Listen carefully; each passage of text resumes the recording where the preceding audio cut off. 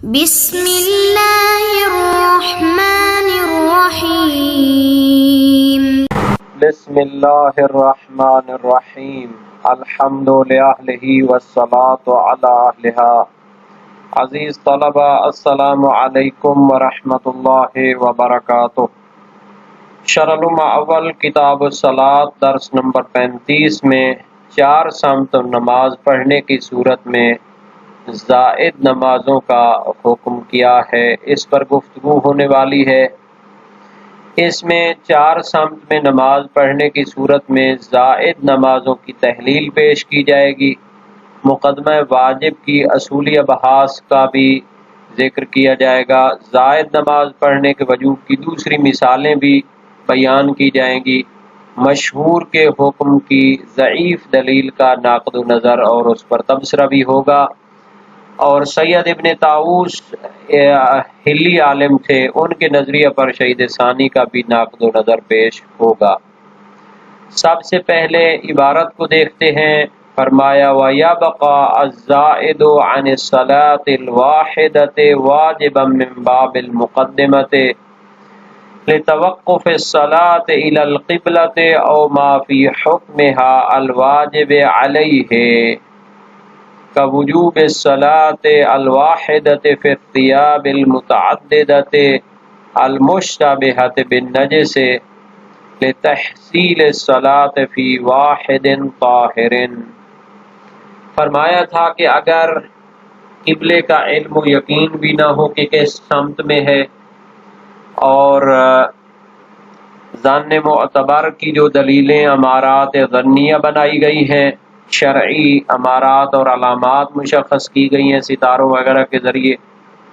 اور قبلہ بلد مسلمین بھی نہ ہو اور کسی کی تقلید بھی نہ ہو سکتی ہو، کوئی بندہ بتانے والا بھی نہ ہو جو قابل اعتماد ہو کہ قبلہ کس طرف ہے، تو پھر مشہور علماء کا نظریہ تھا کہ 4 سمت میں نماز پڑھے، اور اس میں بھی جو متاخرین علماء تھے، مقدس اردبیلی، علامہ ہلی، شہید اول ذکرہ میں، وہ صحیح و سند روایات جو تھیں زرارہ بن اعین کوفی کی امام باقر علیہ السلام سے، اس کی وجہ سے فرماتے تھے کہ ایک ہی نماز کافی ہے۔ تو بہرحال یہ اختلاف اپنی جگہ۔ اگر ہم 4 طرف نماز پڑھتے ہیں تو پہلے ہم نے اس طرح اس کی تحلیل پیش کی تھی کہ ایک طرف جو 4 میں سے ایک طرف ہوگی، یقیناً قبلہ والی نماز موجود ہے اس کے اندر، وہ تو قبول ہو جائے گی، وہ صحیح ہو جائے گی۔ پس جو نماز ہم پر واجب ہوئی تھی وہ ہم نے پڑھ دی۔ جب ہم نے 4 طرف پڑھی تو ایک ان میں سے یقیناً ایسی ہے کہ جو قبلہ کی طرف ہے۔ یہ جو باقی نمازیں ہیں ان کو کس عنوان سے پڑھیں گے؟ چونکہ یہاں پر سنگین اشکالات اور اعتراضات پائے جاتے ہیں۔ وہ کہتے ہیں کہ اس طرح کی احتیاط کرنا جس سے ایک نماز کے بدلے میں 4 نمازیں پڑھنی پڑیں، یہ تو پھر تشریع اور بدعت لازم آئے گی۔ اپنی طرف سے نمازیں آپ اوپر سے پڑھتے جا رہے ہیں، واجب کو آپ اپنی طرف سے بناتے جا رہے ہیں۔ تو شہید ثانی نے اس کے بارے میں فرمایا ہے وَيَبْقَى الزَّائِدُ عَنِ الصَّلَاةِ الْوَاحِدَةِ وَاجِبًا مِّن بَابِ الْمُقَدِّمَةِ، کہ ایک نماز تو وہ تو ہم پر واجب تھی، تو 4 میں سے جو ایک نماز ہوگی قبلہ کی طرف وہ تو واجب ہے، وہ تو اپنی جگہ پہ چلی جائے گی۔ ایک نماز سے زیادہ جو نمازیں ہوں گی، باقی 3 سمت میں جو نماز ہوگی اس کا وجوب مقدمی ہے، وجوب غیری ہے، وہ اسباب مقدمہ واجب ہوں گی۔ علم اصول فقہ میں مقدمہ کے وجوب کے بارے میں طولانی بحثیں ہیں، اور خلاصہ ان کا یہ ہے کہ عقلاً مقدمے کے وجوب میں کوئی حرج نہیں ہے، کوئی شک و شبہ نہیں ہے۔ مثال کے طور پر اگر مولا نے کہا کہ گوشت لے کر آؤ، تو ظاہر ہے گوشت بازار سے ملتا ہے، تو بازار سے گوشت خریدنے کے لیے مقدمہ جو اس کا ہے پیدل چل کر جانا یا بازار تک جانا، یہ بھی واجب ہو جائے گا۔ اگر چھت پہ جانے کا حکم دیا ہے تو سیڑھی لگانا بھی واجب ہو جائے گا۔ اسی طرح شرعی اس کی مثالیں بھی موجود ہیں کہ اگر مولا نے وضو کرنا واجب قرار دیا ہے تو وضو میں منہ دھونا واجب ہے، تو جو تو معین مقدار ہے اس کو ہم نے دھونا ہے، لیکن ساتھ کچھ حصے کو زیادہ مقدار میں بھی دھو دے تاکہ یقین ہو جائے کہ جو اس نے دھونا واجب کیا تھا جتنی مقدار کا وہ ہم نے یقیناً دھو لی ہے، تو یہ مقدمی وجوب ہوتا ہے۔ لِتَوَقُّفِ الصَّلَاةِ إِلَى الْقِبْلَةِ أَوْ مَا فِي حُكْمِهَا الْوَاجِبِ عَلَيْهِ، چونکہ نماز قبلہ کی طرف جو ہے اس کا حاصل ہونا موقوف ہے اسی مقدمے پہ۔ جب چار طرف نماز پڑھیں گے تو تب جا کے ایک نماز وہ ہوگی جو واقع میں قبلہ کی طرف ہے۔ اگر آپ چار نہیں پڑھتے تو ایک آدھ نماز پڑھتے ہیں تو ہمیں کیسے یقین ہوگا کہ یہ وہی نماز ہے جو قبلہ کی طرف ہے، کیونکہ ہو سکتا ہے کہ اس کے بالکل برعکس پڑھ دی گئی ہو یا یمین و یسار پر پڑھ دی گئی ہو۔ او معافی حکمہا الواجب علیہ، یا پھر قبلہ کی طرف نماز جو، یا پھر دائیں بائیں قبلہ کی سمت کے بالکل دائیں بائیں پہنچنے سے پہلے پہلے جو درمیان میں جو ہے نا جی ڈگریز بنتی ہیں، زاویے بنتے ہیں، اس کی حد تک ہم جو نماز پڑھنا واجب ہوتا ہے تو وہ موقوف ہے اس مقدمے پر۔ جب دوسری تین نمازیں پڑھیں گے تو تب جا کے واجب ادا ہوگا۔ كوجوب الصلاة الواحدة في الثياب المتعددة المشتبهة بالنجس، جیسا کہ ایک نماز واجب ہے کئی کپڑوں میں پڑھنا جو جن میں نجس کپڑا کیا ہو گیا، مشتبہ ہو گیا ہے۔ مثال کے طور پر ایک بندے کے پاس 4-5 کپڑے ہیں، اب اس کو معلوم نہیں ہے کہ ان میں سے پاک کون سا ہے، ہاں جی ایک آدھ ان میں جناری کیا ہے نجس مکس ہو گیا ہے، تو اب اس کو پتہ نہیں چل رہا کہ ان میں سے پاک کون سا ہے نجس کون سا ہے، اور دھونے کی بھی اس کے پاس وقت نہیں ہے، تو پھر ان سب میں متعدد نمازیں پڑھے گا، سب میں نمازیں پڑھے گا تاکہ اس کو یقین ہو جائے کہ جو نماز مجھ پر پاک و پاکیزہ کپڑے میں واجب تھی وہ بھی میں نے پڑھ لی ہے، باقی نجس وغیرہ بھی موجود ہیں لیکن ان میں سے ایک آدھ کپڑا کوئی ایسا ضرور ہوگا جو پاک ہے تو اس میں میں نے نماز پڑھ لی ہے۔ لِتَحْصِيلِ الصَّلَاةِ فِي وَاحِدٍ طَاهِرٍ، زیادہ کپڑوں میں وہ نماز پڑھنا واجب ہوتا ہے تاکہ اس کو یقین ہو جائے کہ جو ایک نماز پاک و پاکیزہ کپڑے میں پڑھنا واجب تھی وہ بھی ادا ہو گئی ہے۔ تو اس کو حکم ارشادی بھی کہتے ہیں، حکم عقلی بھی کہتے ہیں، تو یہ واجب ہوتا ہے عقل کے لحاظ سے۔ اس کی بہت زیادہ مثالیں موجود ہیں شریعت میں کہ عقل جو حکم لگاتی ہے تو اس کے تحت بھی مقدمہ واجب ہو جاتا ہے۔ حج پہ جانا واجب ہے، اب اگر انسان کے پاس استطاعت آ جائے حج کے لیے تو کیا ہے، پھر وہ کہے کہ اگر میں ادھر مثلا مکہ مدینے میں پیدا ہوتا تو جا کر حج کرتا، یہاں بھی ہو جناب علی حج کے موسم تک اس کو مکہ مدینہ پہنچنا چاہیے، تو یہ جو سفر ہے قافلے کے ساتھ چلنا ہے ٹکٹ کٹانا، یہ ساری چیزیں بھی مقدمتاً واجب ہو جائیں گی۔ وَمِثْلُ هَذَا يَجِبُ بِدُونِ النَّصِّ، شہید ثانی فرماتے ہیں اس طرح کا جو وجوب مقدمی ہوتا ہے روایت نہ بھی ہو تو واجب ہوتا ہے، کیونکہ عقلی جو تحلیلیں ہیں اس کی بھی تو ویلیو ہے، تو بہرحال یہ اتنا اہم چیزیں ہیں کہ اگر اس میں ہم عقل کے مستقلات اور عقل کے غیر مستقلات کی طرف اشارہ کریں تو مفید ہوگا۔ عقل کے جو احکام ہوتے ہیں وہ قطعی اور یقینی احکام ہوتے ہیں، وہ قیاس آرائیاں نہیں ہوتی، وہ اندازہ گیریاں نہیں ہوتی، تخمینہ نہیں ہوتا۔ جو پہلے باتیں ہوتی رہی عقل کے بارے میں تو اس کا معنی ہی نہیں سمجھا گیا، اس کو کہتے تھے کہ یہ قیاس آرائیاں ہیں، اندازہ گیریاں ہیں اور یہ وہ، اس کو کون عقل کہتا ہے جناب؟ عقل سے مراد ہے اس کے قطعی فیصلے۔ مثال کے طور پر مستقلات عقلیہ میں اس کا معنی کیا ہوتا ہے؟ جب دلیل حکم کا صغرا اور کبرا دونوں عقلی ہوں تو پھر وہ کیا ہوتا ہے؟ مستقلات عقلی ہوتا ہے۔ اگر صغرا شرعی ہو اور کبرا عقلی ہو تو اس کو غیر مستقلات عقلیہ میں لے جاتے ہیں۔ اب مثال مشہور مستقلات عقلیہ کی ہے، العدل حسن عقلا وکلما یحسن عقلا یحسن فعلہ شرعا، کہ حکم عقل اور حکم شرع کے درمیان ملازمہ پایا جاتا ہے، اور پھر اس کی حجیت پر بھی بحث ہوتی ہے کہ جب عقل نے درک کیا ہے ایک حسن عقلی کو اور شریعت کا بھی حکم اس کے ساتھ ملازم ہے عقلاً، تو پھر کیا ہوگا؟ یہ حکم عقل حجت بھی ہوگا۔ تو اس کی جو مثال ہوتی ہے عادل والی، تو یہ مستقلات عقلیہ کی مثال ہے۔ اس کے بارے میں عقلی لحاظ سے اگر تحلیل کریں تو سب سے پہلا اس کا مقدمہ یہ ہے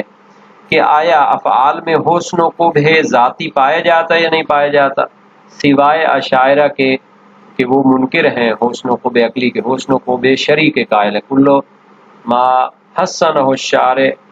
فہو حسن کہتے ہیں، وکل ما قبح الشارع فہو قبیح کہتے ہیں، جبکہ عدلیہ جو ہیں عقائد میں وہ کہتے ہیں بہت سارے افعال ہیں جن میں حسن و قبح ذاتی پایا جاتا ہے۔ تو پہلا یہ مقدمہ ہو گیا۔ دوسرا مقدمہ ہوتا ہے کہ آیا عقل میں اتنی پاور ہے کہ وہ حسن و قبح ذاتی افعال کو درک کر سکے؟ تو اس میں بھی جناب بہت سے جو ہے اخباری منکر ہو سکتے ہیں، لیکن زیادہ تر جو شیعہ ہیں عقل کی اس پاور کے قائل ہیں، خصوصاً اصولی علماء تو اس کے قائل ہیں۔ تو تیسرا مرحلہ یہی آ جاتا ہے کہ آیا حکم عقل اور حکم شرع کے درمیان ملازمہ پایا جاتا یا نہیں پایا جاتا۔ اور چوتھا مقدمہ ہے کہ عقل حجت ہوتی ہے، عقلی احکام حجت ہوتے ہیں یا نہیں ہوتے؟ تو یقیناً حجت ہوتے ہیں، قرآنی آیات موجود ہیں، روایات میں بہت زیادہ تشیع کا جو نظریہ ہے عقل کے بارے میں، کافی شریف، بہار الانوار، وافی، اخباریوں کی جو کتابیں سٹارٹ ہو رہی ہیں تو اسی کتاب العقل باب عقل سے ہو رہی ہیں، تو اگر عقل حجت نہیں تھی تو پھر اس کو کیا کس لیے لکھا گیا ہے؟ تو بہرحال اس قسم کے جو احکام عقلی اور قطعی ہوتے ہیں وہ نص اور روایت کے بغیر ہی حجت ہوتے ہیں، بلکہ اس سے بھی بالا تر کہوں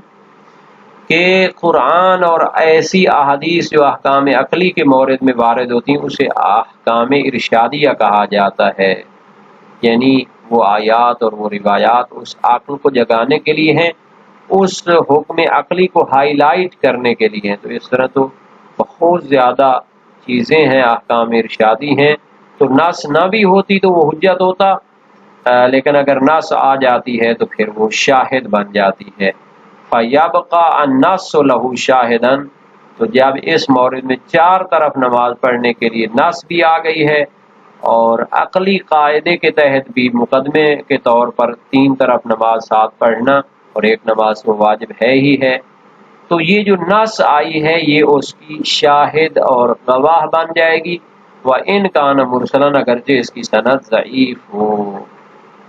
وَذَهَبَ السَّيِّدُ رَضِيُّ الدِّينِ ابن طاؤوس هنا إلى العمل بالقرعة، اور سید رضی الدین ابن طاؤوس اپنی کتاب امان الاخطار میں فرماتے ہیں کہ اس صورت میں کہ جہاں پر سمت قبلہ میں قرائن وغیرہ نہ ہوں اور تقلید وغیرہ بھی نہ ہو سکتی ہو تو پھر قرعہ نکالا جائے۔ ان کی دلیل کیا ہے؟ استضعافا لسند الاربع، علامہ سید رضی الدین ابن طاؤوس حلی بہت بڑے رجالی تھے، وہ فرماتے ہیں کہ چار طرف نماز پڑھنے کے وجوب کی جو دلیل ہے وہ مرسل ہے اور ضعیف ہے، تو اس وجہ سے وہ حجت نہیں ہو سکتی۔ استضعافا یعنی ضعیف قرار دیتے ہوئے چار طرف نماز پڑھنے کی جو روایت ہے اس کی سند ضعیف ہے۔ مع ورودها لكل امر مشتبہ، جبکہ قرعہ نکالنا تو ہر مشتبہ اور مشکل معاملے کو حل کرنے کے لیے قرعہ نکالنے کا حکم وارد ہوا ہے۔ وہذا منہ، اور یہ بھی مشکل ہے، اس کا حل بھی ہمارے پاس اور کوئی نہیں مل رہا، تو وہ کہتے ہیں کہ قرآن نکالے، جس طرف کا قرآن نکل جائے اسی طرف آپ کیا کریں نماز پڑھ لیں، وہی کافی ہے۔ واہ ہوا نادر، شہید ثانی فرماتے ہیں کہ یہ جو نظریہ ہے ان کا یہ نادر ہے،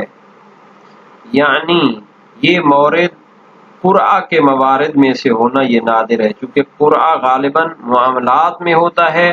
جب اصول کے تحت ان کو جاری کرنا مشکل ہو، عبادات کے معاملے میں قرآن نکالنا تو یہ ایک نادر فتویٰ بھی ہے اور نادر مورد بھی ہے۔ تو بہرحال یہ نظریہ اتنا مقبول نہیں ہے، تو بہتر یہ ہے کہ ہم اس کو لے جائیں اپنے اصولی مباحث میں اور اصولی تحلیلوں میں۔ تو ایک اس کی یہ تحلیل بھی ہو سکتی ہے کہ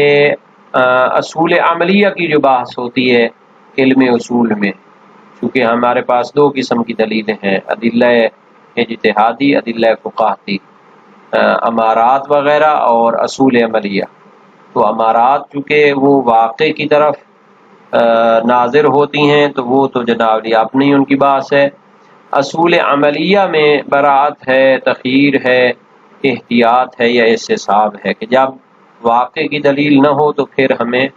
قواعد عقلی کے تحت اصول جاری کرنی پڑتی ہیں تاکہ شرعی وظیفہ مشخص کر سکے، واقع کی طرف ناظر نہیں ہوتی۔ تو یہ کیسے ہوتی ہیں؟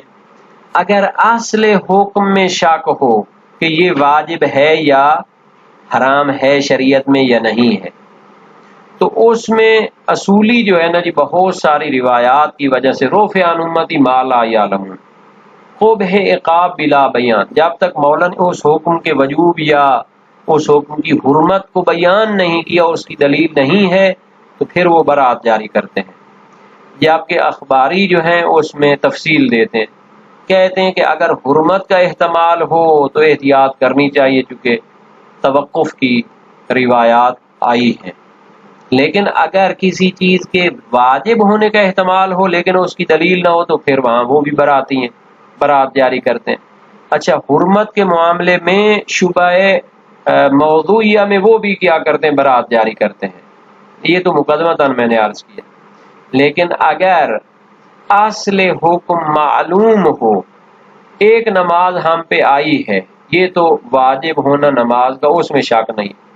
لیکن کون سی نماز، مثلا نماز جمعہ واجب ہے یا نماز ظہر واجب ہے، دونوں نماز پڑھنا واجب ہوگی جناب علی، کیونکہ اصل تکلیف معلوم ہے، اصل حکم معلوم ہے۔ اب اس کو اس طریقے سے احتیاط کے ساتھ انجام دینا چاہیے کہ ہمیں یقین ہو جائے کہ ہمارا ذمہ بری ہو گیا ہے، جو بھی نماز ہم پر واجب تھی ہم نے پڑھ لی ہے۔ اچھا، تو یہ جو ہمارا یہ نماز چار طرف پڑھنے والا ہے، یہ بھی تقریباً اصل تکلیف معلوم ہے، اور ایک نماز پڑھنے کے ذریعہ اس کی مثلا ادائیگی ہو جاتی ہے یا نہیں ہوتی، اس میں شک ہے۔ تو جب تک انسان چار طرف نماز نہیں پڑھے گا تو اس کو یقین نہیں ہوتا کہ میں نے وہ نماز پڑھ دی ہے جو مجھ پر واجب تھی، تو اس کو چاروں طرف نماز پڑھنی چاہیے۔ یہ بھی ایک تحلیل ہو سکتی ہے، اصولی تحلیل ہے، علمی تحلیل ہے، اس کے ذریعے بھی ہم کہہ سکتے ہیں کہ یہ جو شہید ثانی نے فرمایا اس قسم کے مورد میں وجوب نص کے بغیر بھی ہو جاتا ہے، چونکہ وجوب عقلی ہے اور تین طرف نماز پڑھنا عقلی طور پر واجب ہو جاتا ہے، تو یہ جو نص ہے یہ اس کی گواہ بن جائے گی، اور عقلی تحلیل کی وجہ سے یہ کیا ہو جائے گی؟ پختہ ہو جائے گا اس کا معنی، اگرچہ کہ وہ مرسلہ اور اس کی سند کے بعد راوی حذف ہو چکے ہیں۔